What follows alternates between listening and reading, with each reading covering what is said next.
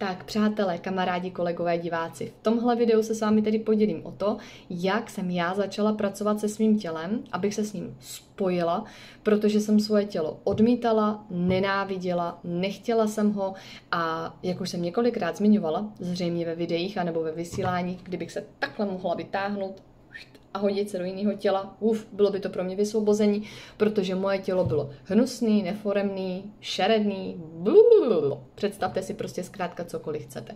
Veškerý negativa, který vás napadnou, tak já jsem prostě měla, já jsem vůči sobě cítila. Takže představa toho, že si stoupnu před zrcadlo a začnu sama sebe přesvědčovat o tom, jak jsem krásná a úžasná a miluju se, tak to nebylo úplně zrovna jako jednoduchý. Takže v tomto cvičení tedy se nebudeme přesvědčovat o tom, jak jsme krásní, úžasní a půvabní a budou se nám z toho kroutit palce u nohou, ale uděláme jednoduchý a praktický cvičení, protože já jsem ve spoustě věcech praktická, přestože hodně mluvím, tak ale do cvičení jdu prakticky. A to bylo vlastně to, že jsem si řekla, OK, tak já začnu to tělo alespoň mít ráda pro jeho funkci. Přestože jsem měla zdravotní problémy, nebylo to úplně 100%, ale říkala jsem si, razila jsem moto, který mám do dneška, nikdy není tak špatně, aby nemohlo být ještě hůř. Takže jsem si vždycky vybrala vlastně nějakou část, kde jsem se jakoby porovnala s tím, jak by mi bylo, kdybych byla v tom opačném extrému. A takhle jsem s tím vlastně pokračovala, ať co se týkalo vzhledu jako fyzického, nebo ať už se to týkalo prostě třeba jako mých vlasů, obličeje, rukou, břicha, prsou, zadku, stehen a vlastně čehokoliv, tak jsem si vždycky, když jsem začala být takhle kritická k sobě, jako že jsem se třeba na sebe dívala, jaká jsem jako šeredá a jak jsem nepovedená a jak jsem nepřitažlivá a tak v tu chvíli já jsem si začala vlastně uvědomovat, že jaký by to ale bylo, kdybych neměla ruce. A v tu chvíli jsem se zastavila, říkám OK, zavřela jsem si oči a nacítila jsem si to, že nemám ruce. Ať už dlaně nebo paže kompletně, že jsem prostě bez rukou. A říkala jsem si wow. Jo, jako chápete, jaký by to prostě bylo, kdybych třeba jela na motorce, v té době jsem neřídila, v té době jsem byla vždycky jenom jako pasažér, ale jaký by to pro mě bylo, kdybych prostě během té nehody na té motorce prostě přišla o ty ruce. A nebo jsem mi měla svěšený vedle těla a prostě nefungovaly by. Wow, a někdo by třeba za mnou přišel a řekl by mi, hele Anito, budeš mít funkční ruce, ale jako výměnou za to, že ti prořídnou vlasy. Jo? Tak vám garantuju, že bych řekla, jo jasně, pane bože, teď jako prořídlý vlasy, tak si můžu vzít paruku, jako ne. Prostě to nahradíte, vlasy nahradíte, ale ruce nenahradíte. A tady to ve mně bodlo, jako jaj, tyjo, s řídkýma vlasama. No jo, bando, ale bez rukou. Porovnání, být plešatej, anebo mít funkční ruce, tak jsem si říkala, wow, asi jo, tyjo. Asi bych v tu chvilku tomu kouzelnímu dědečkovi řekla, jasně, prostě vyplešať mě, ale ruce budu fakt jako vděčná, že budu mít. A to samé se týká nohou. Nebo když nemáte třeba rádi svoje břicho, jo, tak v tu chvilku, jako, a můžete mi třeba ale říct, Anito, to by se to říká, protože jsi štíhlá, já mám prostě pneumatiku, nebo mám 3 pneumatiky a tam se ozývá paní ze zadu. Ne, Franta, promiň, Franto, co jsi říkal? Jo, ty máš takový pupek, že ani pneumatika se ti tam už nerýsuje, veď no. Dobře, tak jo, tak ty jsi to zabil teďko. No jo, ale to nějakým způsobem, teda jako fyzicky vypadá, vám se to fyzicky nelíbí, ten vzhled se vám nelíbí, neřešíme teďko zdravotní stránku věci, proč to břicho takhle vypadá, protože vy taky neřešíte zdravotní stránku věci, spousta diet a spousta úprav stravy a toho všeho říkáme, jo, že nám jde o zdraví, ale bych to řekla po slovensky a nebudu sprostá. Ale velké prd, vážení, tak velké prd. Já jsem si totiž řekla, že už nebudu sprostá, tolik jako jsem byla a budu květnatěji používat náš český a slovenský jazyk. Takže velké prd, přátelé, nejde nám o zdraví, jde nám o to hlavně, abychom dobře vypadali. Proč? Protože jsme prostě povrchní, tak si to přiznejme. A proto děláme toto cvičení, abychom se odnaučili, nebo se spíš naopak naučili trošku s tou naší povrchností pracovat. Čili máme tady teďko to břicho, který se nám nelíbí, který rozhodně nevypadá jako tady z nějakého plagátu Vogue, anebo třeba nevypadá jako z Instagramu, protože dneska už vlastně plagáty skoro nejsou, dneska jsou hlavně Instagramy, že jo. Za chvíli tu budeme mít nový moderní večerníček kluk z Instagramu.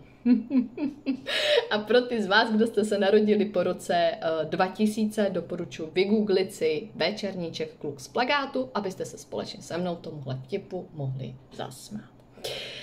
Takže jdeme zkrátka na to. Nám se nelíbí to břicho, protože je prostě ošklivý, protože je tlustý a protože už asi 14 dní do sebe léme ty zelený smutíčka, víc jak měsíc děláme sedy lehy a prostě to břicho nemizí a pořád je ošklivý a pořád prostě není dobrý. A ono zřejmě ani nikdy dobrý nebude, protože už jsme možná některý z nás po dětech, některý vypadají, že jsou po dětech, přestože děti ještě neměli. A co teda s tím břichem? Protože my bychom se ho nejradši uřízli. Tak v tuhle chvíli stop vážení. A jenom si představte jednu věc. Že máte vývod. Po těch několika letech toho stresu, toho nadávání si, toho ignorování třeba intolerance, kterou máte. Po těch několika letech, kdy jste do sebe házeli, cpali všechno možný i nemožný. Po těch několika letech, kdy jste mučili to svoje tělo, ani to nemůžu říct, úpornou dietou, kterou pak vystřídali žrací nájezdy na ledničku, tak přijde moment, kdy doktor řekne, no, paní Blažková, no, pane Karafiát, prostě tyhle části střeva se nedají zachránit. Takže prostě do konce života s vývodem. No. A není to jako ve fázi, prosím vás, kdy si řeknete, no já si to podle Groeninga vymedituju. No nevymeditujete, jo? Teď už jsme fakt jako ve fázi, že prostě budou se řezat střeva. A nebo se stane nějaký úraz. A vy ten vývod prostě budete mít. A budete chodit s pytlíkem. No, já nevím teda. Já nevím, jestli není na čase to břicho pohladit a říct mu, Ježíš, promiň, kámo, to jsem tak asi úplně jako nemyslela. A uvědomit si, kolik stresu to vaše břicho zažívá. Kolik strachu se v tom břiše hromadí. Kolik nenávisti, ať už k druhým, nebo sami k sobě. Kolik nenávisti třeba i k tomu ženství. K mužství, k čemukoliv. Kolik jedovatých poznámek k sobě utrousíte, když se třeba najíte. Když se najíte víc, než jste chtěli. Hladíte si někdy břicho a říkáte tomu břichu, wow, díky kámo, že to zvládáš, protože se někdy chovám fakt jako prase. Někdy do tebe fakt házím, ale takový věci, tyjo. Že i kachna by měla problém to strávit. A vlastně vůbec nepoděkuju, když se vykadím. No, to je třeba taky dobrý parto. Poděkovat svýmu tělu, že jste si vlastně došli na velkou. Protože my to bereme jako automatickou věc. Všechno bereme automaticky. Do té doby, než se s náma něco pokazí. Do té doby, než dostaneme zácpu, do té doby, než dostaneme teplotu, do té doby, než prostě, nevím, se nám právě stane nějaký úraz, který nás znehybní, tak najednou už to není automatický. Najednou už, ježišmarja, tyjo, já bych dal všechno za to zase, abych se mohl hejbat, zase, abych prostě nemusel každých 10 minut běhat na záchod. Jo ježiš, tam už to házíme, co všechno bychom dali a nedali, prostě za to, aby se to vrátilo zpátky, jak kdybych to byl tenkrát věděl a tak dále a tak dále.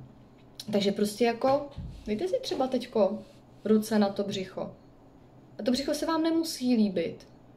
A to teďko není o tom, abychom se sami sebe líbili, ale abychom si uvědomili, jako opravdu si uvědomili, tyjo, já se k sobě fakt někdy chovám jak hovado. Jak se sebou jednám, jak se sebou mluvím, s jakou energií. A možná nejsem sprostý jako dlaždič, nebo sprostá jako dlaždička. Ale ta energie, tyjo, kterou k sobě posílám, no, to je marast. Takže je na čase začít prostě tomu tělu děkovat. A to je to cvičení, které já vlastně doporučuji klientům, který ke mně chodí na terapie, ať už spánkový, a nebo potom klasický konzultace. Většinou to propojujeme s tím, že se jdeme vysprchovat. A teda ne, že by ty klienti si šli vysprchovat se mnou, jo. Ale že vlastně doporučím, aby tohle cvičení dělali během toho, co jsou ve sprše, kdy vlastně i ta voda omývá, smívá z toho těla nánosy nejenom fyzický, že jo, tu špínu a tak, ale i pomáhá energeticky čistit to tělo, tu duši. A tu bytost jako takovou. A tam vlastně si můžete pohrát s mýdlem, který klouže, nebo se sprchovým gelem, nebo s čímkoliv, se šampónem, kdy si vlastně masírujete vlasy a prostě děkujete za to, že tam ty vlasy prostě jsou, a nebo prostě pokud jsou řídký, tak to nevadí, tak jim řekneme prostě, jak jsme k ním vlastně nikdy nemluvili, že jsme si jich nikdy nevšimli, a nás vlastně, kdyby si někdo nevšímal, možná si nás někdo nevšímá, a podívejme se, jak chřadnem, jak prostě potřebujeme tu péči a tu pozornost. Takže začneme tu péči a pozornost dávat svýmu tělu. A nemusí to být hned nutně, že wow, všecko bude bio a teď prostě přírodní kosmetika. To máme totiž tendenci udělat, jo, a myslet si, jak se o sebe nestaráme, utratit tisíce prostě za to, protože jako tyhle kapky už opravdu, a protože tohle jídlo ale jako vážně, jo, místo toho prostě, abychom si dali tu práci a naučili se vkládat záměry a pracovat s tou energií, protože to všichni umíme. Máme to tam všichni, jakoby, máme ten potenciál, nebo ne, že všichni to umíme, máme k tomu všichni ten potenciál. Jestli ho rozvineme, anebo se na to vyprdneme při prvním, nebo druhým, nebo pátým, nebo desátým neúspěchu, je věc druhá, ale vytrvalost je základem úspěchu, a já vám držím palce, aby se vám to podařilo. Abyste dokázali na to svoje tělo nahlížet jako na nejlepšího kamaráda. Protože u nejlepšího kamaráda vám je taky jedno, jestli je tlustej, plešatej, vrásčitej, bezzubej, slepej, s křivýma nohama. Je to prostě váš kamarád. A podporujete ho a máte ho rádi. Nebo máte jí rádi v případě žen. Jo? Takže začněte k tomu tělu takhle přistupovat, protože tu lásku, po který tak moc toužíte vy a hrozně vás bolí, že vám ji třeba někdo nedává, tak to tělo hrozně moc bolí a trápí, když vy mu tu lásku odpíráte. Až do něj tak jako kopnete prostě. Si fakt představte, že to je váš nejlepší přítel. A teď on je tam někde jako u stolu úplně totálně zhroucený a úplně už neví, jako co bude v tom životě dál dělat. A vy přijdete k němu na návštěvu, tak jako ho vezmete pánvičkou po hlavě, kopnete do něj a řekneš mu, no, tyjo, mrzáku, nuzáku, tyjo, šmejde, hnusnej, smradlavej, špinavej. Nevím, no, jestli byste jako toho kamaráda nějakým způsobem vyburcovali k akci. Jo, možná k tomu, že by vám to tou pánvičkou vrátil zpátky, pokud by měl dostatek energie. A to je vlastně možná i to, co vlastně tělo dělá nám, že nám to ty údery vrací občas zpátky právě různýma zánětama v tom těle, chřipkama, bolestma, artritídama, arytmiema a tak dále. Do toho samozřejmě zabírat nebudu, protože psychosomatika je obsáhlá a velmi jako široká. Takže to je téma zase na nějakého jiného odborníka, nebo respektive na odborníka, ne na mě. Já zkrátka vám tady dávám názor nebo náhled, návod k tomu, jak můžete začít s tím tělem pracovat a vždycky si to uvědomit, když tam začne ten vnitřní kritik. No, podívej se na sebe, jak vypadáš, bla, bla, bla, bla, bla, bla, bla. Tak klidně uroňte slzu, jestli to cítíte. Je to očistný proces, potřebujeme to taky. Někdy se chvilku takhle cítit v té roli oběti, ale pak se na sebe podívejte a řekněte si, wow, ale jsem celej. Ale jsem celej. A nikdy není tak špatně, aby nemohlo být ještě hůř. Takže si opravdu toho těla vašme a dejme mu čas a dejme mu prostor, ať se zregeneruje. A nebuďme vypočítaví. Jo, v tom slova smyslu, že tak jo, hele, tak já se k tobě začnu chovat teďko pěkně. Aha, protože Anita říkala. No a ty možná na základě toho zhubneš. Co? Spevníš se, no, omládneš a budeme zase kočkoši, že? Ne. Tak takhle to nefunguje. Naučte se to tělo začít přijímat takový, jaký je, a i s tou podmínkou, že se třeba nezmění. Že zůstane třeba pořád stejný. Že vám pořád zůstane ta nadváha, že vám třeba pořád zůstane ten ekzém na tom těle. Naučte se ho přijímat už teď. Takový, jaký je. A naučte se být vděční za něj už teď. Za takový, jaký je. Protože to, co vy vnímáte jako automaticky, jiný vnímá jako požehnání. Takže nechci slyšet. A už jsem to tam slyšela, jo? Z druhé strany. Nechci to slyšet, ani to nechci v komentářích. Tobě se to Anita říká, protože jsi mladá a hubená a hezká, blá, blá, blá. Tak já vám řeknu, přátelé, jednu věc, že já jsem se nenáviděla, já jsem se nesnášela, já jsem se nedokázala vidět v zrcadle. A nikdy jsem nebyla, řekněme, jak bych to řekla, objektem touhy. Jo? Mužů, kluků, chlapů. A byla jsem spíš ve svém životě odmítaná. Nebyla jsem přijímaná, co se týká jako mýho fyzična. Nebyla jsem nikdy žádná sex bomba. Taková, o který byste si řekli wow.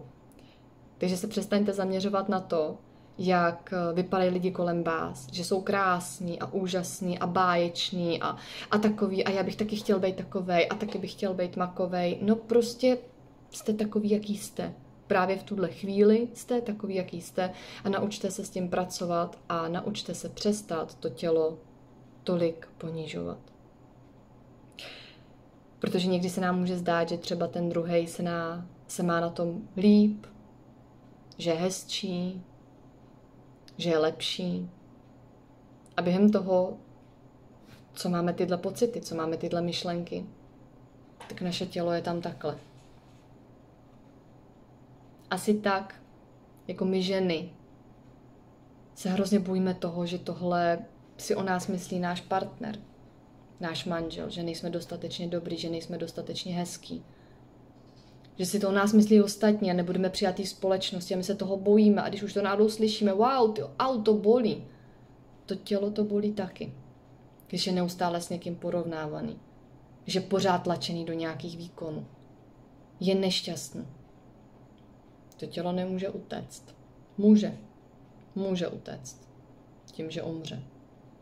Ale to je poslední útěk, který udělá v této inkarnaci. A tak ještě předtím, než uteče, ještě předtím, než se to tělo vypne, tak společně s ním vyražme na cestu poznávání světa kolem nás. Protože toho je spoustu, co poznávat. Ať už je to od rozkrojeného jabka, který můžeme prostě pozorovat, nebo i ruku. Už jste si někdy pozorovali ruku? Dělejte to častěji.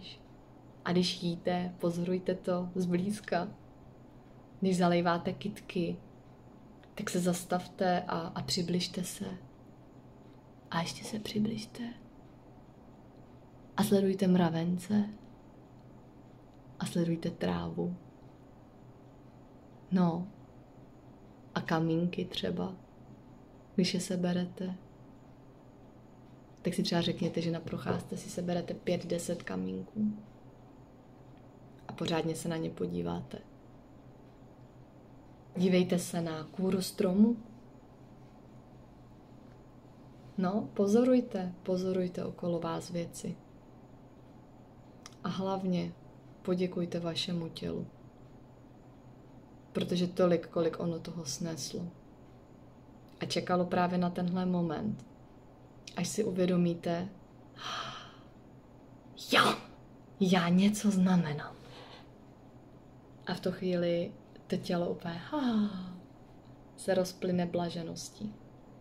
A uvidíte, že i s nás vám potom půjde dát si něco zdravějšího, udělat nějaký pohyb navíc. Nebo si naopak odpočinout, když to bude potřeba. A že to najednou přestane být kvůli tomu, abych vypadal. Nebo abych byla krásná. Ale prostě protože, oj, já tě mám tak ráda, já tě mám tak rád. A já to pro tebe udělám, protože vím, že ti to dělá dobře. Tak se opatrujte, bando. A cvičte. Cvičte lásku, cvičte sebelásku a přijetí sebe a svého těla. Ahoj.